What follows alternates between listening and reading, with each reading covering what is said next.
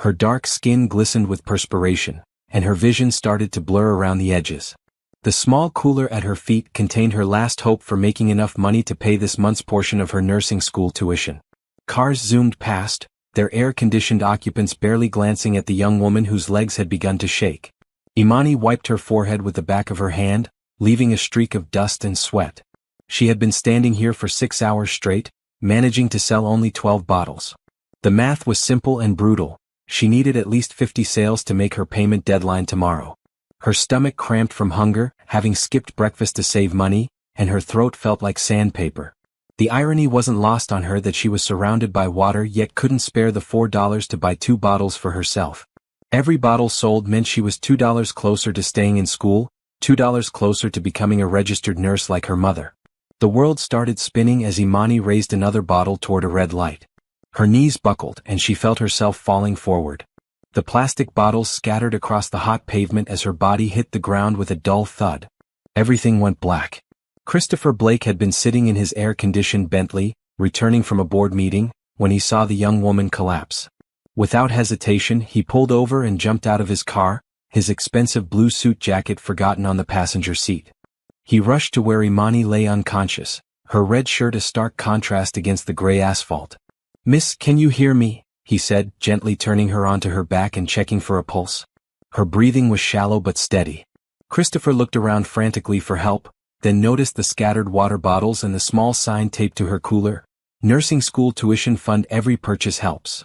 Without thinking twice, he grabbed 2 bottles from the cooler, twisted one open and carefully lifted Imani's head to drizzle small amounts of water between her lips. He used his silk tie to create shade over her face, positioning himself to block the sun's brutal rays. "Come on, stay with me," he whispered, his voice filled with genuine concern for this stranger whose determination had literally brought her to her knees. Imani's eyes fluttered open, confused and disoriented. The first thing she saw was a man with kind brown eyes hovering over her, his face etched with worry. "Don't try to sit up yet," he said softly. "You fainted from the heat." "My water," she whispered, trying to look around. "I need to sell my water." Christopher felt his heart break a little. Even in her weakened state, her first concern was her business. "The water is fine. You need to worry about yourself right now." He helped her sit up slowly, supporting her back with his strong arm. "When did you last eat or drink something?" "This morning," she lied, not wanting to admit it had been yesterday. Christopher studied her face and knew she wasn't telling the truth. He could see the signs of dehydration and hunger in her sunken cheeks and the way her hands trembled. "I'm calling an ambulance," he said, reaching for his phone. "No," Imani said quickly, grabbing his wrist. "I can't afford that. I'm okay really. I just need to get back to work." The desperation in her voice stopped Christopher cold. Here was someone so determined to better herself that she was willing to risk her health. He looked at this beautiful young woman with her natural hair pulled back in a simple ponytail and her earnest brown eyes, and something shifted inside him. Do you ever wonder what drives someone to push their body to the breaking point just for an education?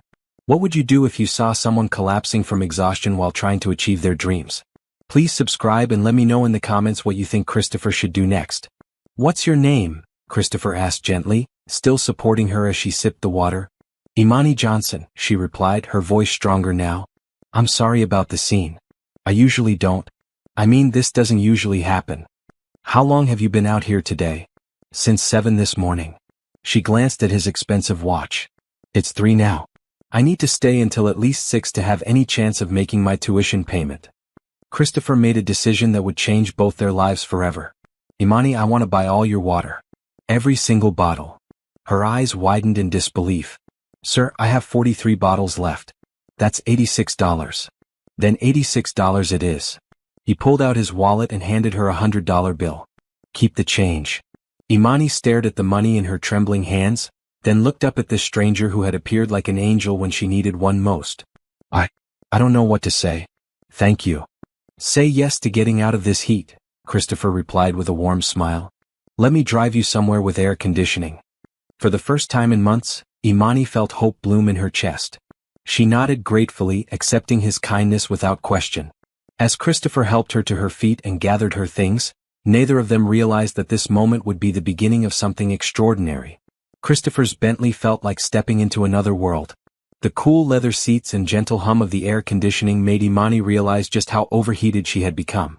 She settled into the passenger seat, still clutching the $100 bill, afraid it might disappear if she let go.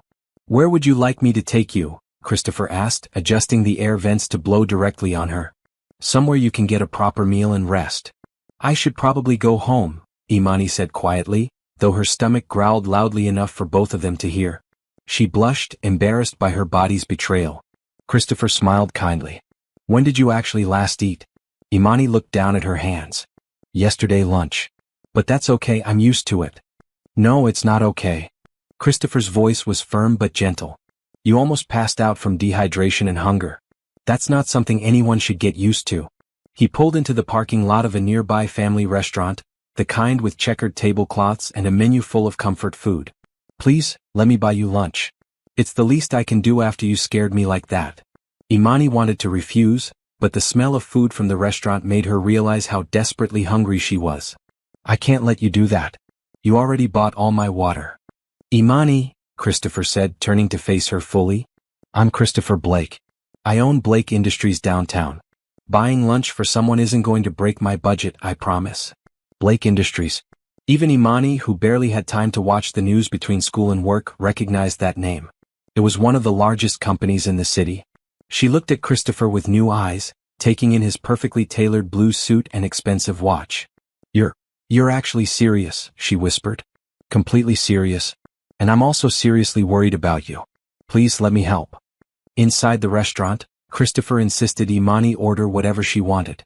She chose a simple burger and fries, trying to pick something reasonably priced despite his protests. As they waited for their food, Christopher asked about her life, and Imani found herself opening up to this stranger who had shown her more kindness in 2 hours than she'd experienced in months. "I'm in my 3rd year of nursing school," she explained, sipping her iced tea gratefully. "My mom's a nurse too, but she's working double shifts just to keep up with the bills. My dad passed away when I was 16. "I'm sorry for your loss," Christopher said sincerely. "It sounds like you and your mother are incredibly strong." "We try to be. I have a little brother, Tommy. He's 8. Mom wants to make sure he has opportunities we didn't have growing up." Imani smiled softly, thinking of Tommy's bright smile and endless questions about everything. "And you're selling water to pay for school?" "Among other things. I work at a grocery store 3 nights a week, tutor high school kids on weekends, and sell water bottles whenever I can. It's still not enough, but I'm close. Only 1 more year and I'll graduate." Christopher felt a deep respect for this young woman who was working so hard to build a better life. "What kind of nursing do you want to do?" "Pediatric nursing. I love working with kids. There's something about their resilience and hope that inspires me." Imani's eyes lit up as she talked about her dreams. "I want to work in the children's hospital downtown eventually." When their food arrived, Christopher watched Imani eat with obvious hunger and relief. She tried to pace herself, but he could tell she was restraining herself from devouring everything immediately. "Imani, can I ask you something?" She nodded, wiping her mouth with her napkin. "How much is your tuition payment that's due tomorrow?" $800. "I have 600 saved, but I needed to make at least 200 today from water sales." She paused. "Thanks to you, I have $186 now. I'm still $14 short, but maybe I can find something to sell at home." Christopher reached into his jacket pocket and pulled out his checkbook. "What if I told you I could solve your tuition problem entirely?" Imani's fork paused halfway to her mouth. "What do you mean?" "I mean, what if I paid your remaining tuition for this year and next year? All of it." The restaurant seemed to go quiet around them. Imani set down her fork, staring at Christopher in shock. "Sir, Christopher, I can't possibly accept that. That would be thousands of dollars." $43,800 to be exact, Christopher said calmly. "I looked up your school's tuition rates on my phone while you were in the restroom. That's almost $50,000. That's more money than my family sees in 2 years." Imani's voice was barely a whisper. Christopher leaned forward, his expression earnest. "Imani, I make more money in a week than most people see in several years. This isn't a sacrifice for me, it's an investment in someone who clearly deserves it." "But why?" Imani asked, tears forming in her eyes. "You don't even know me." "I know enough. I know you're willing to risk your health to get an education. I know you want to help sick children. I know you're taking care of your family. That tells me everything I need to know about your character." Imani wiped her eyes with her napkin, overwhelmed by this unexpected turn of events. "I don't know what to say." "Say yes," Christopher said simply. "Let me help you achieve your dreams." Looking into his sincere brown eyes, Imani felt something she hadn't experienced in years, the possibility that everything might actually work out. "Yes," she whispered, then louder, "Yes, I accept your help." Christopher smiled and began writing the check. "There's just one condition." Imani's heart sank. "Here it comes," she thought. "I want you to promise me that you'll take better care of yourself. No more skipping meals. No more standing in dangerous heat for hours." Deal. Relief flooded through her. "Deal?" she agreed, laughing through her tears. As Christopher handed her the check, their fingers touched briefly, and both felt a spark of something neither had expected. This was supposed to be a simple act of charity, but something told them both that it was becoming much more than that. The next morning, Imani stood in the financial aid office of her nursing school, holding Christopher's check with trembling hands. The amount seemed surreal, $43,800, enough to cover her remaining tuition and fees through graduation. "Miss Johnson, this is quite generous," said Mrs. Patterson, the financial aid counselor, examining the check. "Is this from a scholarship program?" "It's from a private donor," Imani replied, still processing that this was really happening. "He wants to help me finish school." After completing the paperwork, Imani walked across campus in a daze. For the first time in 3 years, she wasn't worried about money. She could focus entirely on her studies. She could even buy textbooks instead of sharing copies with classmates or relying on library reserves. Her phone buzzed with a text from an unknown number. "Hi Imani, this is Christopher Blake. I hope your tuition payment went smoothly. Would you like to have coffee later to discuss something?" Christopher. Imani stared at the message, her heart racing. She quickly typed back, "Hi Christopher. Yes, the payment went perfectly. Thank you again. I'd love to have coffee." "When and where?" They arranged to meet at a small cafe near campus at 2 o'clock. Imani spent the rest of the morning in classes, but found herself distracted, wondering what Christopher wanted to discuss. Surely he didn't expect anything inappropriate in return for his generosity. Her experience with him yesterday suggested he was genuinely kind, but her mother had always warned her that people sometimes had hidden motives. Christopher arrived at the cafe first, choosing a quiet corner table. He had traded his formal suit for dark jeans and a green button-down shirt, looking more approachable but still clearly successful. When Imani walked in wearing a blue sundress she'd saved for special occasions, his breath caught. She was even more beautiful when she wasn't exhausted and dehydrated. "You look much better today," he said, standing to greet her. "How do you feel?" "Like a completely different person," Imani admitted, settling into the chair across from him. "I slept better last night than I have in months. It's amazing what peace of mind can do." Christopher ordered them both coffee and pastries, insisting again that it was his treat. "I have a proposition for you," he said once they were settled. Imani tensed slightly, her mother's warnings echoing in her mind. Sensing her discomfort, Christopher quickly clarified. "A job proposition. Completely professional and legitimate." She relaxed, feeling foolish for her suspicions. "What kind of job?" "I need a part-time assistant for some of my community outreach projects. Blake Industries does a lot of charity work, and I could use someone with your background and perspective to help coordinate our educational initiatives." Christopher leaned forward, his enthusiasm evident. "It would be 20 hours a week, flexible scheduling around your classes, and it pays $25 an hour." Imani nearly choked on her coffee. $25 an hour? That was more than double what she made at the grocery store. "You'd be working directly with me, visiting schools, organizing scholarship programs, coordinating with educational nonprofits. Your insights as someone who's struggled to afford education would be invaluable." "But I don't have any experience in that kind of work," Imani protested. "You have the most important qualification. You understand what it's like to need help. That's more valuable than any business degree." Christopher smiled warmly. "Besides, I'd be training you personally. You'd learn everything you need to know." Imani thought about what this could mean. Not only would she no longer struggle financially, but she'd be working in a field that aligned with her values. "When would I start?" "Next Monday if you're interested. Your first project would be helping me review applications for our nursing scholarship program." The irony made Imani laugh. "A nursing scholarship program.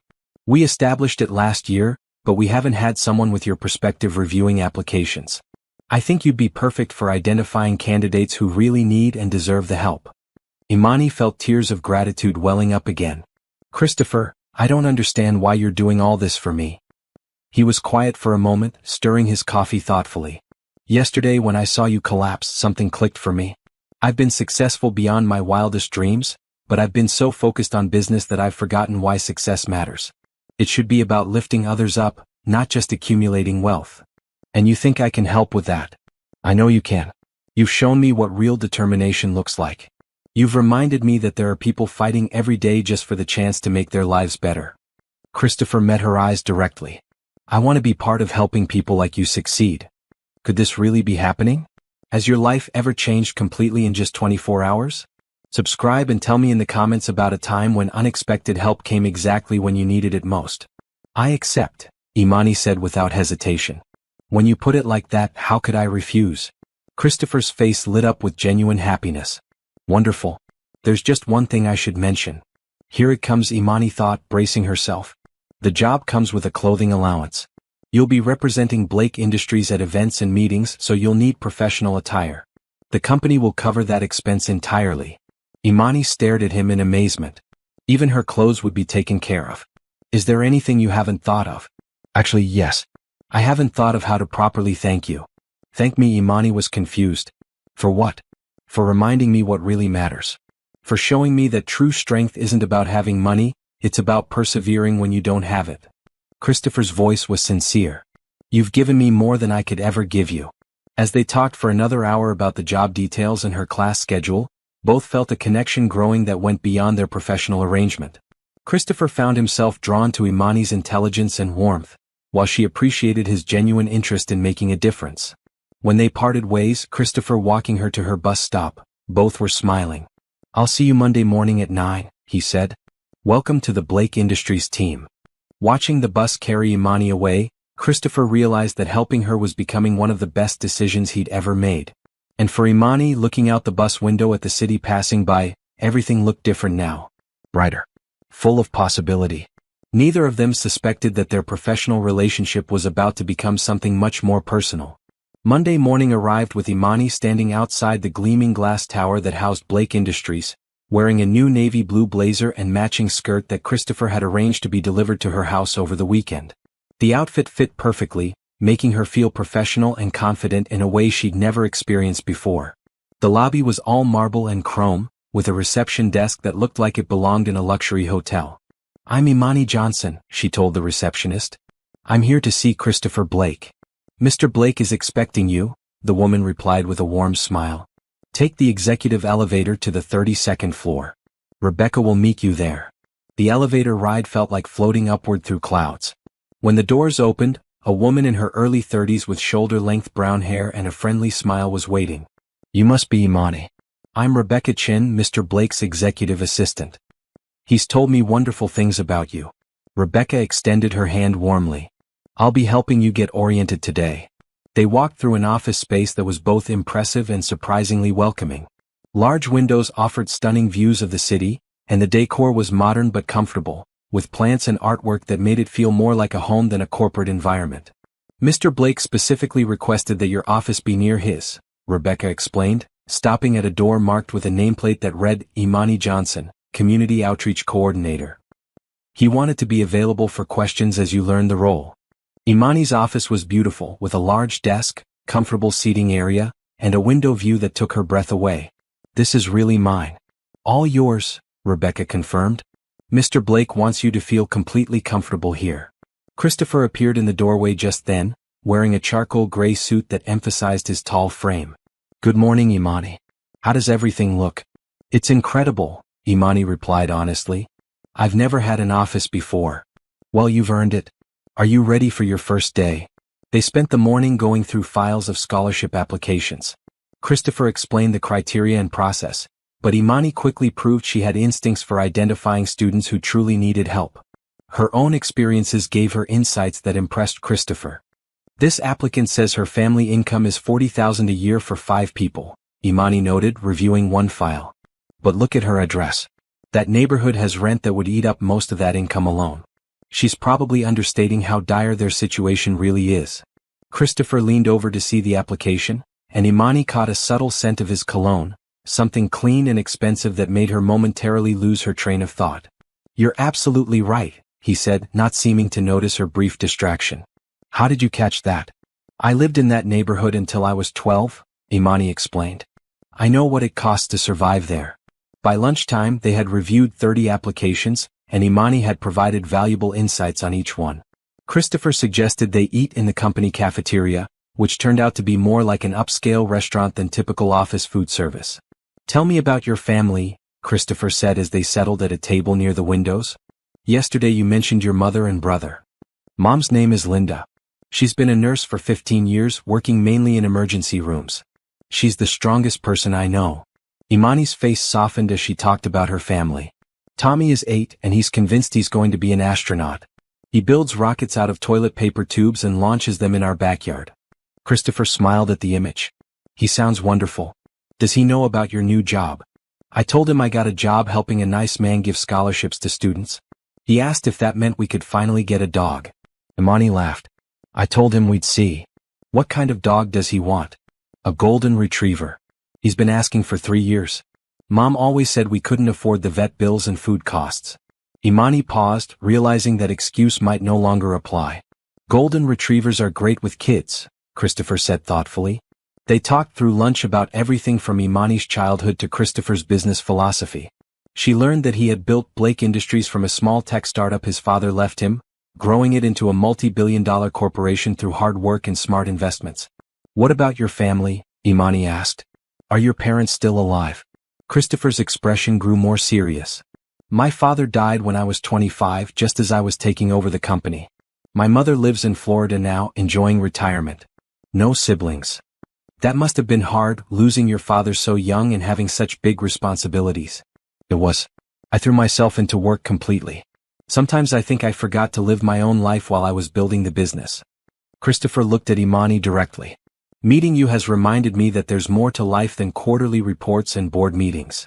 There was something in his tone that made Imani's heart skip a beat. She found herself looking into his warm brown eyes and feeling a connection that went beyond their professional relationship. Mr. Blake, Rebecca appeared at their table. I'm sorry to interrupt, but the city planning committee moved up your 3 o'clock meeting. Of course they did, Christopher sighed. Imani, I'm sorry to cut our lunch short. Don't apologize. This is work and I understand that business comes first. As they walked back to the office, Christopher found himself wishing he could spend the entire afternoon talking with Imani instead of sitting through a boring city planning meeting. Her perspective on life was refreshing, and her genuine warmth was unlike anything he'd experienced in his usual social circles. Before I forget, Christopher said as they reached Imani's office, there's a company charity gala this Friday evening. It's one of our biggest fundraising events of the year. Would you be interested in attending as part of your orientation? Imani felt her stomach flip with nervous excitement. A gala, she'd never been to anything remotely like that. It would be educational for you to see how we handle our major donor relationships. Plus, your insights could be valuable for future events. Christopher hesitated, then added, and I'd enjoy having you there. The way he said the last part made Imani feel warm all over. I'd love to attend, she said, trying to keep her voice steady. Perfect. The company will arrange for appropriate attire, of course. As Christopher headed off to his meeting, Imani settled back at her desk to continue reviewing scholarship applications. But she found herself thinking more about Friday's gala and less about the paperwork in front of her. For his part, Christopher found it nearly impossible to concentrate during the city planning meeting. His thoughts kept drifting to Imani's bright smile and the way she'd looked genuinely excited about attending the gala with him. He was beginning to realize that his feelings for her were becoming decidedly unprofessional. Friday evening arrived with Imani standing in front of her bedroom mirror, hardly recognizing herself. The dress Christopher's stylist had selected was a stunning emerald green that complemented her skin tone perfectly. The fabric was elegant but not overly formal, and the fit was so perfect it seemed tailored specifically for her. Imani, baby, you look beautiful, her mother Linda said from the doorway. She was wearing her nurse scrubs, having just returned from her day shift before heading to her evening job. I still can't believe all this is happening. Sometimes I wonder if I'm dreaming, Imani admitted, adjusting the simple gold necklace that had been included with the dress. Mom, are you sure this is okay? What if people expect things from me that I can't give? Linda sat on the bed and pulled her daughter down beside her. Listen to me. You are smart, kind, and deserving of every good thing that comes your way. This Christopher man recognized your worth, and that says good things about him. But what if? No what ifs, Linda interrupted gently. You take this opportunity and you run with it. You've worked too hard to doubt yourself now. Tommy burst into the room wearing his pajamas, his eyes wide with amazement. Imani, you look like a princess, he exclaimed. Thank you, baby brother. Imani hugged him tightly. You be good for mom tonight, okay? Can I stay up until you get home, Tommy asked. I want to hear about the fancy party. It's a school night, Linda said firmly. But you can hear all about it tomorrow. A car horn honked outside and Imani's heart raced. Christopher had offered to pick her up personally rather than sending a company car, saying he wanted to make sure she felt comfortable. Christopher stood beside a sleek black sedan, wearing a perfectly tailored black tuxedo that made him look even more handsome than usual. When he saw Imani walking toward him, his expression shifted to one of pure admiration. Imani, you look absolutely stunning, he said, opening the car door for her. That color is perfect on you.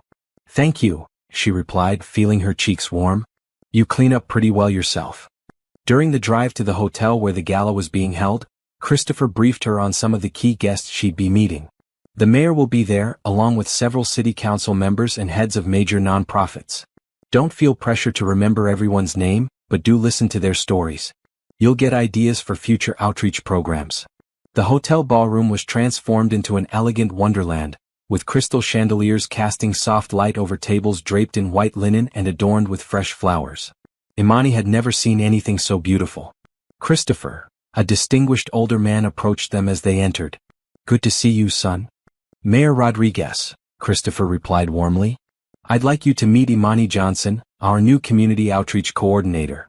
Imani shook the mayor's hand confidently, remembering her mother's advice to stand tall and speak clearly.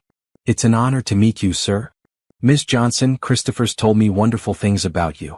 He says you're helping us identify students who really need our scholarship programs. I'm trying to help ensure the money goes to students who will use it to build better lives for themselves and their families, Imani replied. The mayor smiled approvingly. That's exactly what we need. Too often these programs help people who would have found a way anyway, while missing those who desperately need the boost. As the evening progressed, Christopher introduced Imani to dozens of influential people. She was surprised by how easily the conversations flowed.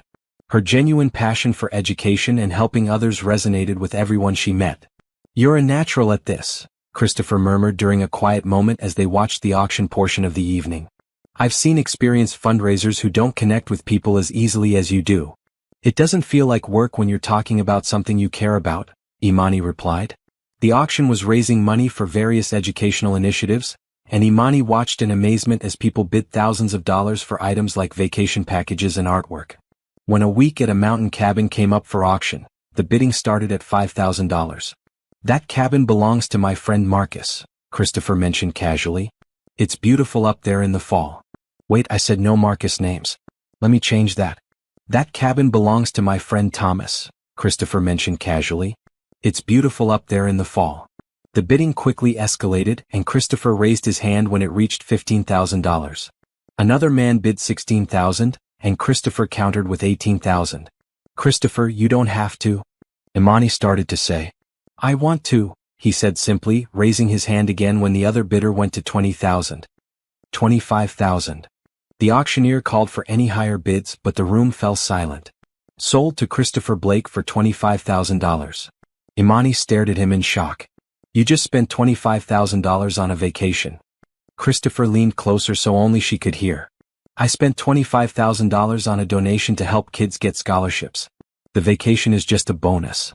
As the evening wound down, Christopher and Imani found themselves on the hotel's rooftop terrace, looking out over the city lights. The night air was cool and refreshing after the crowded ballroom. Thank you for bringing me tonight, Imani said. I learned so much and everyone was so kind. They were kind because you're genuinely interested in helping people. That's rare in my world, Christopher replied. Most people at these events are networking for business purposes. They stood in comfortable silence for a moment, both aware of the growing attraction between them but neither sure how to address it. Christopher, can I ask you something personal? Of course. Why aren't you married men like you, successful, kind, handsome? I would think women would be lining up. Christopher laughed softly. Maybe that's part of the problem. Most of the women I've dated were interested in my money or status, not in me as a person. He turned to face her directly. You're the first person in a long time who sees me as just Christopher, not as Blake Industries. Imani felt her heart racing. Is that good or bad?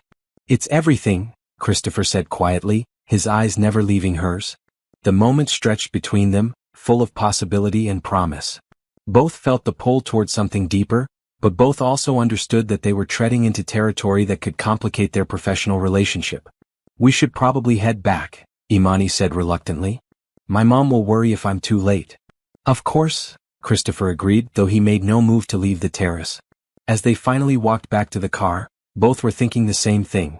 Their relationship was evolving into something neither had planned but both were beginning to hope for. 3 weeks into her new job, Imani had settled into a routine that felt almost too good to be true. Her mornings were spent in classes, her afternoons at Blake Industries working on scholarship programs and community outreach. The financial stress that had dominated her life for years was completely gone, replaced by a sense of purpose and possibility. But it wasn't just the job that was changing her life. It was Christopher. They had fallen into a pattern of having lunch together most days, sometimes in the company cafeteria but increasingly at small restaurants around the city. Christopher claimed it was important for her to understand the community they were serving, but Imani suspected he enjoyed their conversations as much as she did.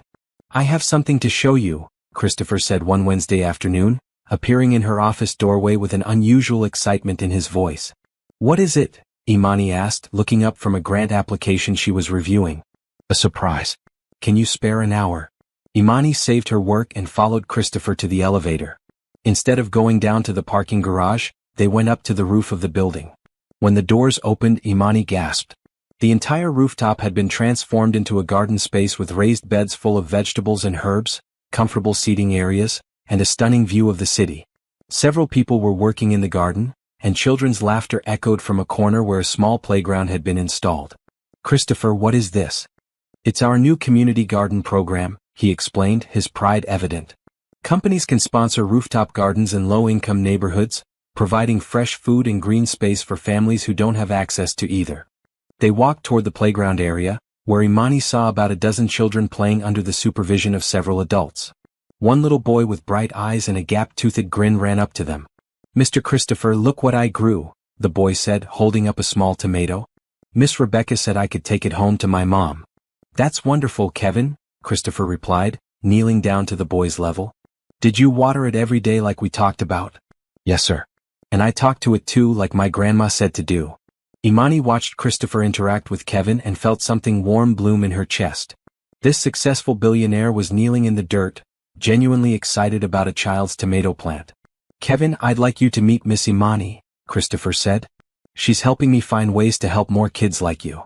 Kevin looked up at Imani solemnly. Are you Mr. Christopher's girlfriend?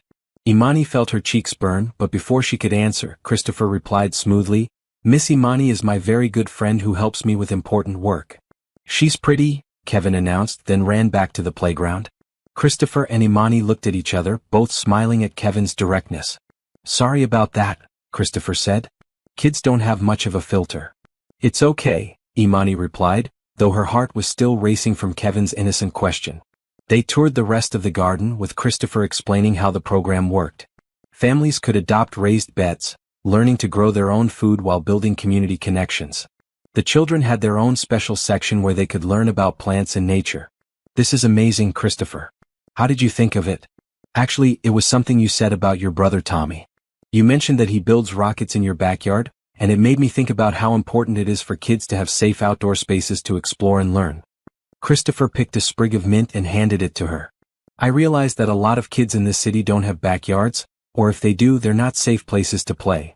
Imani crushed the mint between her fingers, releasing its fresh scent. So you created safe backyards for them. We created them, Christopher corrected. This whole program came from our conversations about what kids really need. The way he said ours sent a thrill through Imani. They were becoming a team in ways that went beyond their professional partnership. There's something else, Christopher said, leading her to a quiet corner of the rooftop. I've been thinking about your family situation. Imani tensed slightly. What about it? Your mother working double shifts, Tommy not having much time with her, the financial stress even though you're doing better now. Christopher paused, choosing his words carefully. What if there was a way to change that? What do you mean?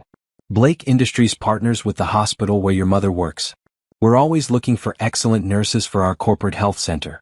The pay is 30% higher than hospital wages, the hours are regular business hours, and the stress level is much lower. Imani stared at him. You want to offer my mom a job? I want to offer your mom an opportunity just like I offered you one. If she's interested, of course. Tears sprang to Imani's eyes. Christopher, you can't keep doing things like this for my family. Why not? His voice was gentle but firm. I have the power to help people I care about. Why wouldn't I use it? The phrase people I care about hung in the air between them. Both understood that their relationship had moved far beyond professional courtesy. Because Imani struggled to find the words. Because I don't want you to think I'm using you, or that my feelings for you are based on what you can give me. Christopher stepped closer to her, close enough that she could see the flecks of gold in his brown eyes. Imani, what are your feelings for me? The direct question caught her off guard. They had been dancing around their attraction for weeks, but neither had voiced it directly. Imani took a deep breath. I care about you. More than I should, considering you're my boss. And I care about you, Christopher replied softly. More than I've cared about anyone in a very long time. They stood there in the garden, surrounded by the sounds of children playing and adults working, both acknowledging what had been building between them. So what do we do about it? Imani asked. I don't know, Christopher admitted. I've never been in this situation before. From the playground area, Kevin's voice called out, Mr. Christopher, can you push me on the swing? The moment was broken, but something had been acknowledged between them that couldn't be taken back. As Christopher went to push Kevin on the swings, and Imani watched him laugh with the children, she realized she was falling in love with him. The question was, what would they do about it? You know that moment when you realize your feelings have shifted from gratitude to something deeper? When professional becomes personal and everything gets complicated? Subscribe and tell me in the comments. How do you know when friendship is becoming love? The following Monday morning brought unexpected challenges. Imani arrived at the office to find Rebecca looking unusually serious. Imani, Mr. Blake asked me to let you know he's been called into emergency board meetings all day. He wanted to make sure you knew he wasn't avoiding you. Imani felt a pang of disappointment. After their conversation on the rooftop garden, she had been looking forward to seeing Christopher and perhaps continuing their honest discussion about their feelings. Is everything okay with the company? Imani asked. There are some concerns about Mr. Blake's recent charitable spending, Rebecca said carefully. Some board members think he's being too generous with company resources. Imani's stomach dropped. Is it because of the money he's been spending on programs I've suggested?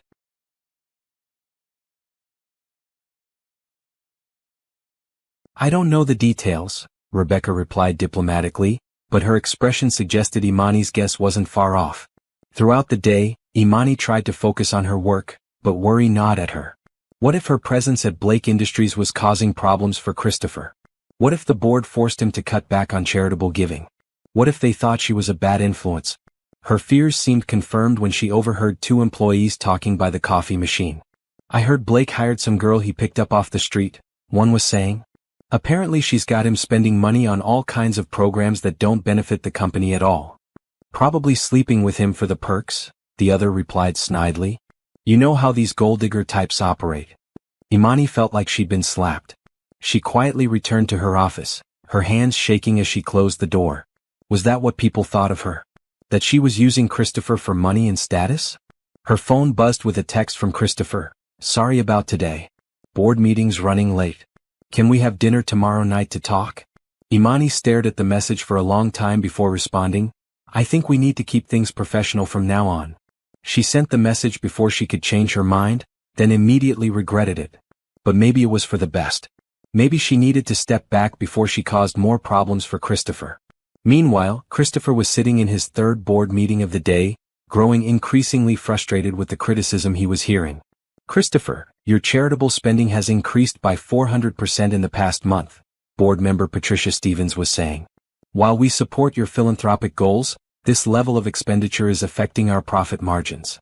The programs are making a real difference in the community, Christopher argued. Isn't that worth something? Of course it is, another board member, Robert Chin, interjected. But we have shareholders to consider. We need to see a return on investment.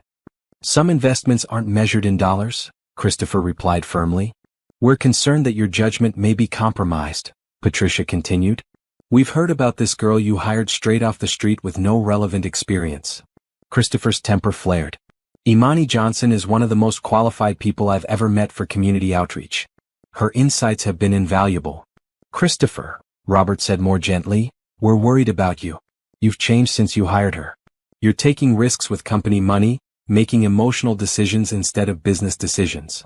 Maybe that's not a bad thing, Christopher said quietly. The room fell silent. Finally, Patricia spoke. Christopher, we're not saying you need to fire her. But perhaps it would be wise to reassign her to another department and bring in someone with an MBA to run community outreach. Christopher looked around the table at people he'd worked with for years, people he'd considered friends. I'll take your concerns under advisement, he said diplomatically, though inside he was seething. When he finally escaped the meetings and saw Imani's text message, his heart sank. Something had happened to make her pull away, and he suspected it had to do with the office gossip that inevitably surrounded any relationship between a CEO and an employee. He tried calling her, but she didn't answer.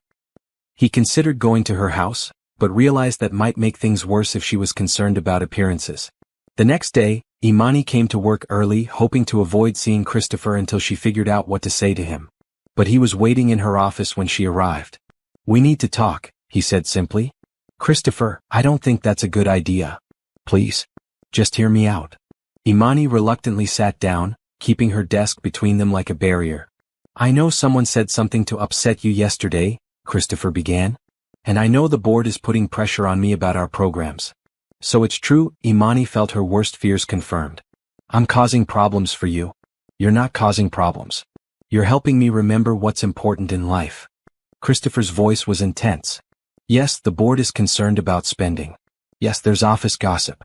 But none of that changes how I feel about you or the value you bring to this company. But what if they force you to choose? Imani asked quietly. Between your business responsibilities and whatever this is between us. Christopher was quiet for a long moment. Then I guess I'll have to decide what matters more to me. The weight of that statement hung between them. Imani realized that their relationship had reached a crossroads where they could either move forward together or step back to protect themselves. I don't want to be the reason you lose your company, Imani said. And I don't want to lose you because I'm afraid of what other people think, Christopher replied. They looked at each other across the desk, both understanding that their next decision would shape everything that came after. So what do we do? Imani asked. We figure it out together, Christopher said. If you're willing.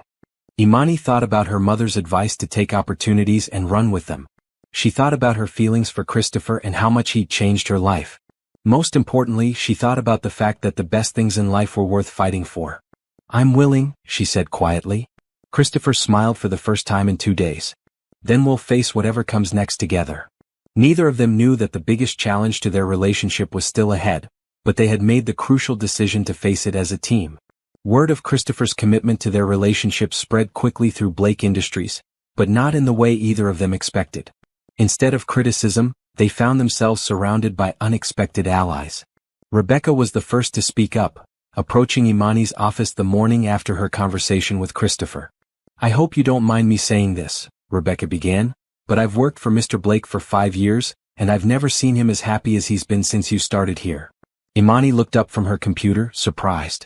Really? Really? He used to work 16-hour days and barely speak to anyone except about business. Now he laughs, he asks about people's families, he seems human. Rebecca smiled warmly. Whatever you two have, it's good for him. More support came from unexpected places. Dr. Patricia Williams, the dean of Imani's nursing school, called personally to thank Christopher for his scholarship contributions. Mr. Blake, I wanted you to know that Ms. Johnson spoke about you at our faculty meeting. Her insights into identifying deserving students have revolutionized our approach to financial aid, Dr. Williams said during their phone conversation. She's created a more equitable system that truly helps those who need it most. Christopher felt vindicated. The criticism from his board seemed petty compared to the real impact they were making. The most significant support came from Imani's family. Christopher had been nervous about meeting them formally, but when Imani invited him for Sunday dinner, he accepted immediately. The Johnson family lived in a small but well-kept house in a neighborhood that had seen better days. Christopher arrived wearing jeans and a simple blue button-down shirt, carrying flowers for Linda and a build-your-own rocket kit for Tommy. You must be Christopher, Linda said, greeting him at the door. I'm Linda Johnson. Thank you for everything you've done for my daughter. Thank you for raising such an amazing woman, Christopher replied sincerely. Tommy bounded into the room, his eyes lighting up when he saw the rocket kit. Is this really for me? If it's okay with your mom, Christopher said, kneeling down to Tommy's level. I heard you like building rockets. I love rockets. I'm going to be an astronaut someday. Tommy's enthusiasm was infectious. Will you help me build it? I'd be honored to help. During dinner, Christopher found himself completely at ease with Imani's family. Linda asked thoughtful questions about his business and his intentions toward her daughter, while Tommy peppered him with questions about everything from space travel to why rich people drove fancy cars. Tommy, don't interrogate the man, Linda scolded gently. It's okay, Christopher laughed. I like his curiosity. After dinner, while Christopher and Tommy worked on the rocket kit at the kitchen table, Linda pulled Imani aside. I like him, she said simply. He's not what I expected. What did you expect? Someone arrogant, someone who would look down on us. But he fits right in. He genuinely cares about Tommy, and more importantly, he looks at you like you're the most important person in the world. Imani felt tears prick her eyes. Mom, do you think this can really work? We're from such different worlds. Baby, love doesn't care about different worlds. What matters is whether you make each other better people. Linda hugged her daughter tightly. And from what I can see, you do. The evening was such a success that Christopher found himself becoming a regular at Sunday dinners. Tommy began calling him Uncle Christopher, and Linda treated him like the son she'd never had. But perhaps the most meaningful support came from an unexpected source: the community itself. 3 weeks after Christopher and Imani had officially acknowledged their relationship to the Blake Industries staff, they attended the opening of their third community garden. The event was held in a neighborhood that had struggled with poverty and crime for decades. I never thought I'd see anything this beautiful in our neighborhood, said Mrs. Rodriguez, an elderly woman who had lived in the area for 40 years. You two have given us hope. A teenager named Marcus approached them during the event. Mr. Blake, Miss Imani, I just wanted to thank you. I got one of your scholarships and I start college next month. Wait, I used Marcus again. Let me change that to avoid the restricted name. A teenager named Anthony approached them during the event. Mr. Blake, Miss Imani, I just wanted to thank you. I got one of your scholarships and I start college next month. That's wonderful, Anthony, Imani replied, genuinely excited for him. What are you planning to study? Engineering. I want to design buildings that can withstand earthquakes, so people in poor countries don't lose their homes during disasters. Christopher and Imani exchanged a look.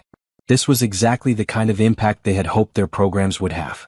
As the day went on, they met dozens of people whose lives had been touched by their initiatives. Children showed them vegetables they'd grown, parents talked about how the community gardens had brought neighbors together, and teenagers shared their college plans made possible by scholarships. Look what you've built, Christopher said to Imani as they watched children playing in the new playground area. What we've built, Imani corrected. I never could have done any of this without you. And I never would have known where to start without your perspective. An older man approached them, wearing a neatly pressed shirt despite the obvious wear around the edges. Excuse me, are you the couple behind all these programs?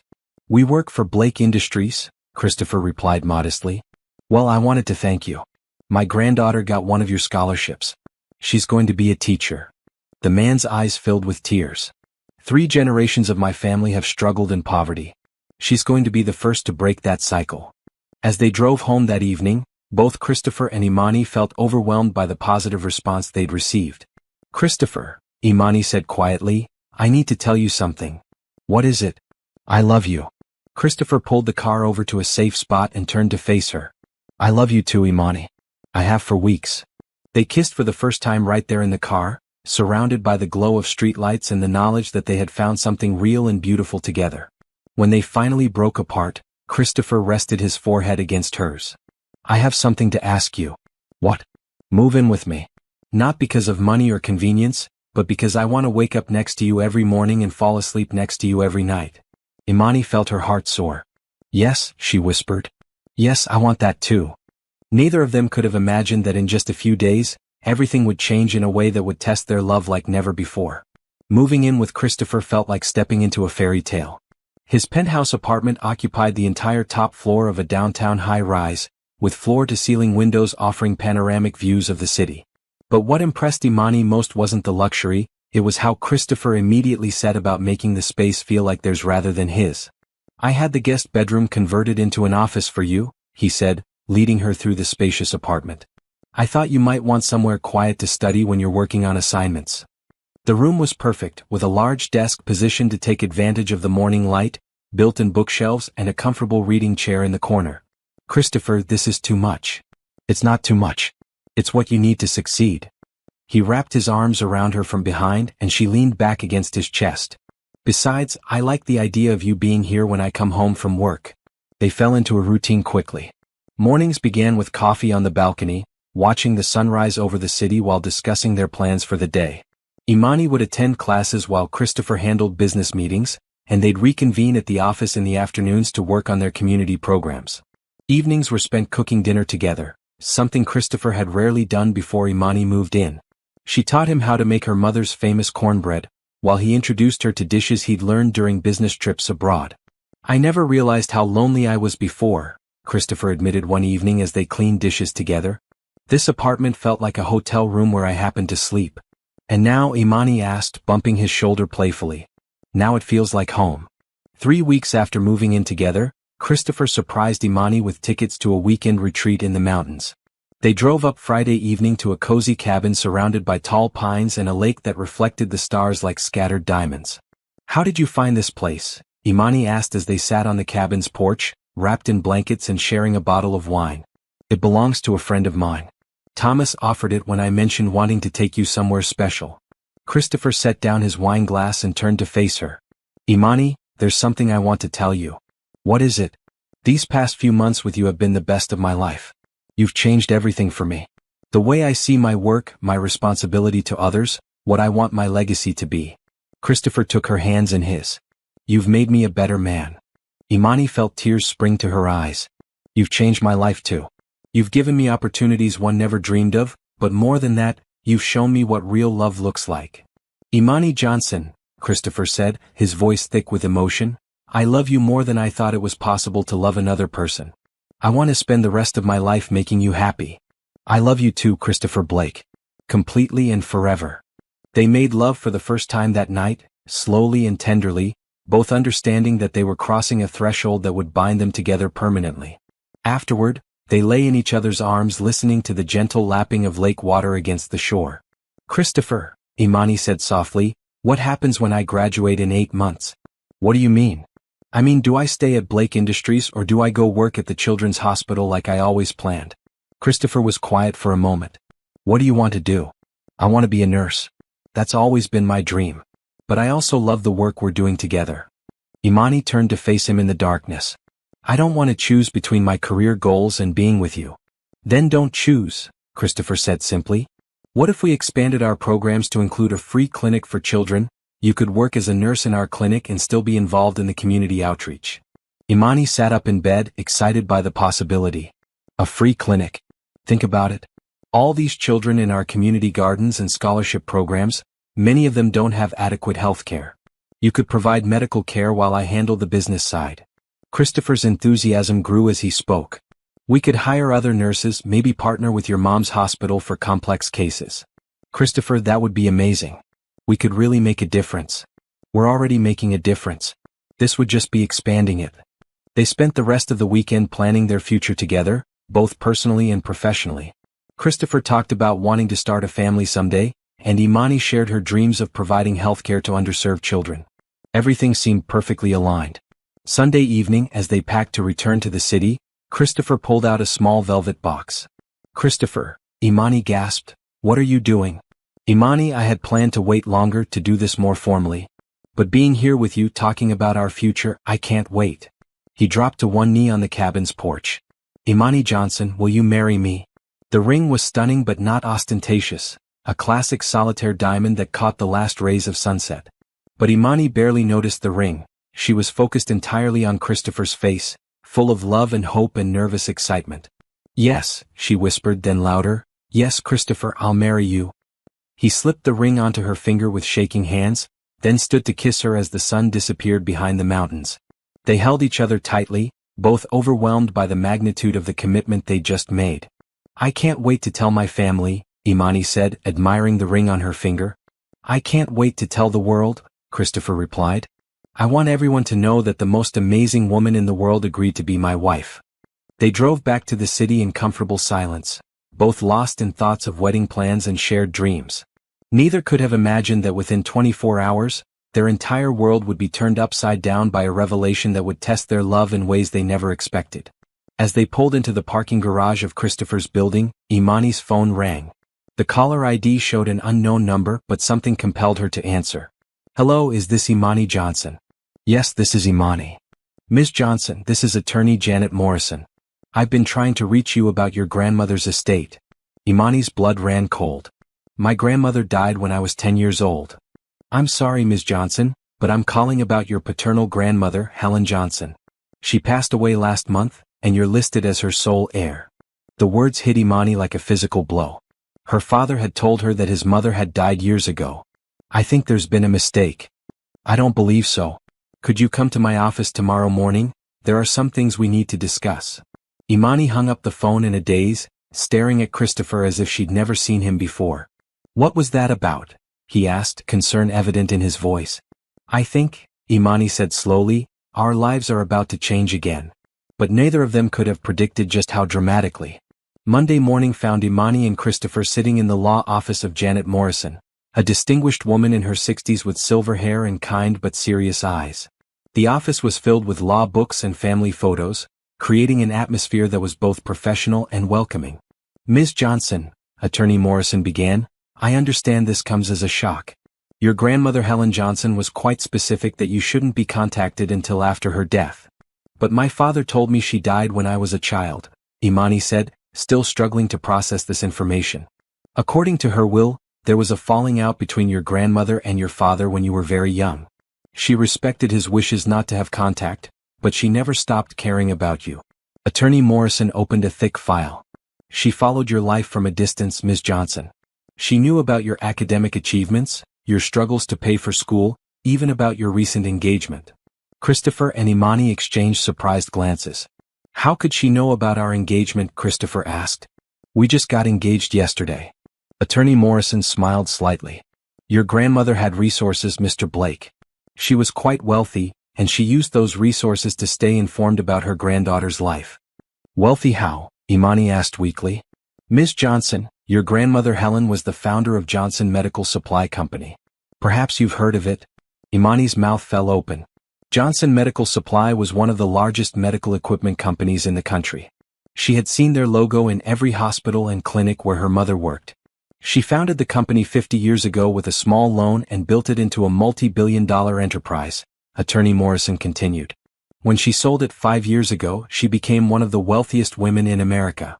Christopher reached for Imani's hand, sensing her shock and confusion. She left everything to you, Ms. Johnson? The estate is valued at approximately $2.8 billion. The room fell completely silent. Imani stared at Attorney Morrison as if she had spoken in a foreign language. I'm sorry, Imani said faintly, did you say billion? Yes. There are some conditions, of course.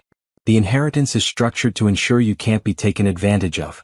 There's a trust fund that will provide you with $50 million immediately, and the rest will be transferred to you gradually over the next 10 years. Imani felt dizzy. $50 million. The conditions are quite reasonable, Attorney Morrison continued. You must complete your education, you cannot give away more than 10% of the inheritance without trust approval, and you must visit the grave of your paternal grandfather once a year to honor the family legacy. Christopher was watching Imani carefully, seeing the shock and confusion on her face. Ms. Morrison, could you give us a moment? Of course. The attorney stepped out of the office, leaving Christopher and Imani alone. Imani, breathe, Christopher said gently, pulling his chair closer to hers. Just breathe. Christopher, this is insane. Yesterday I was a nursing student working part-time. Today I'm supposedly worth billions of dollars. Imani's voice was rising with panic. What does this mean for us? What do you mean? I mean, what if people think you're only with me for my money now? Imani stood up and began pacing. What if they think I was secretly rich all along and manipulating you? Christopher stood and caught her hands, stopping her frantic movement. Imani, look at me. She met his eyes, seeing nothing but love and concern there. Do you remember what you said to me that first day? He asked. When I offered to pay your tuition. I said I didn't know what to say. And do you remember what I said? Imani thought back to that moment that seemed like a lifetime ago. You said to say yes. That's right. And my feelings for you haven't changed because of money, whether it was mine helping you or yours that you didn't even know about. Christopher cupped her face in his hands. I fell in love with a woman who was willing to collapse from heat exhaustion rather than give up on her dreams. I fell in love with someone who sees the best in people and fights for those who need help. Money doesn't change any of that. Tears spilled down Imani's cheeks. But everything's different now. No, it's not. We're still the same people. We still love each other.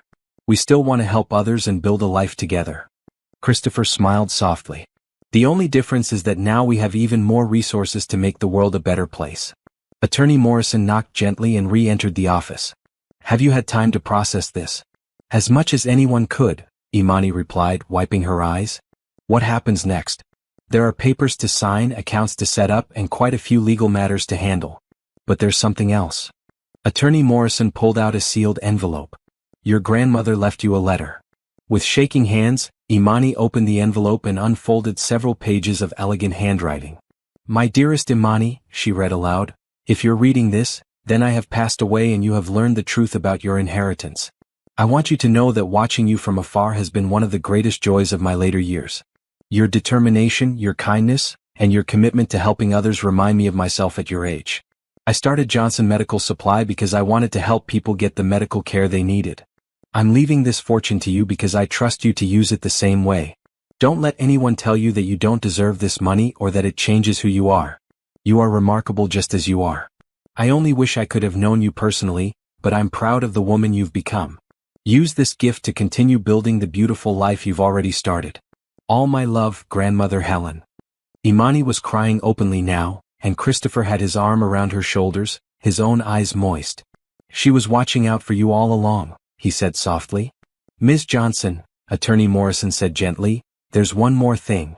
Your grandmother left specific instructions that if you were engaged or married when you received this inheritance, your fiancé or husband should be investigated to ensure his intentions are genuine. Both Christopher and Imani looked up in surprise. She hired a private investigator to look into your relationship, Mr. Blake.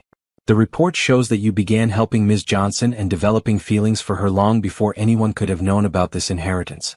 Your grandmother was satisfied that your love is genuine. Christopher shook his head in amazement. She thought of everything. She was a remarkable woman who wanted to protect her granddaughter, Attorney Morrison agreed. As they left the law office several hours later, their heads spinning with legal documents and financial information, Christopher and Imani walked slowly to their car. So, Christopher said, how does it feel to be richer than me? Imani stopped walking and stared at him. Oh my God, I am richer than you. By about a factor of 3, Christopher confirmed with a grin. This is so weird. Weird doesn't begin to cover it. Christopher opened the car door for her. But you know what? What? I love you just as much as a billionaire as I did when you were selling water bottles on street corners. Imani laughed, feeling some of the tension leave her body. And I love you just as much now that I can afford to buy my own dinner. As they drove home, both were quiet, processing the magnitude of what had just happened. But gradually, a sense of excitement began to replace the shock. Christopher, Imani said as they pulled into their building's garage, think about what we could do with this money. What do you mean? I mean we could build that children's clinic. We could expand the scholarship programs. We could create community gardens in every underserved neighborhood in the city. Imani's voice grew more excited as she spoke. We could change thousands of lives. Christopher smiled, recognizing the passionate determination that had first attracted him to her. We absolutely could. And you know what the best part is? What? Now no one can ever say that you're with me for my money or that I'm with you for yours. We're together because we love each other, period. Christopher leaned over and kissed her deeply. Mrs. Future Blake, I think this is going to be the beginning of the most amazing adventure. Mrs. Future Blake, Imani repeated, trying out the sound of it. I like that. 6 months later, Christopher and Imani stood in the same community garden where they had first acknowledged their feelings for each other. But now they were surrounded by hundreds of guests, including Imani's family, Christopher's mother who had flown in from Florida, and dozens of people whose lives had been touched by their programs. Tommy, now 9 years old and the proud owner of a golden retriever puppy named Apollo, served as ring bearer. Linda Johnson, who had accepted the job at Blake Industries and now worked normal hours with excellent benefits, walked her daughter down the aisle. Dearly beloved, the minister began, "we are gathered here today to witness the union of two people who have shown us that love and generosity can truly change the world." As Christopher and Imani exchanged vows they had written themselves, promising to love, honor, and continue building a better world together, neither could have imagined that their story had started with a chance encounter on a sweltering street corner. "I now pronounce you husband and wife," the minister announced. "Christopher, you may kiss your bride." As they kissed for the first time as a married couple, the crowd erupted in cheers. But the most enthusiastic applause came from Kevin, now a thriving student in their scholarship program, and Anthony, who had returned from his first year of engineering school to attend the wedding. Later, as they danced together at their reception, Imani whispered in Christopher's ear, "Do you think your grandmother Helen would have approved?" "I think she would have loved you almost as much as I do," Christopher replied. "And I think she would be proud of what we're building together." Looking around at their guests, a mix of billionaires and street vendors, professors and students, nurses and executives, all celebrating together, Imani realized that they had created something beautiful. A community built on love, generosity, and the belief that everyone deserved a chance to succeed. "What are you thinking about?" Christopher asked, noticing her thoughtful expression. "I'm thinking about how perfect this all is," Imani replied. "A year ago, I was selling water bottles hoping to make enough money for tuition. Tonight, I'm a married billionaire planning to change the world. Any regrets?" Imani looked into her husband's eyes, seeing nothing but love and endless possibility. "Not a single one." As the evening ended and they prepared to leave for their honeymoon in Italy, Imani caught the bouquet she had thrown and handed it to a young woman who looked remarkably like she had a year ago, determined, hopeful, and deserving of all the love and opportunity the world had to offer. "Your turn," Imani whispered to the girl with a smile. And somewhere in the city, another love story was just beginning.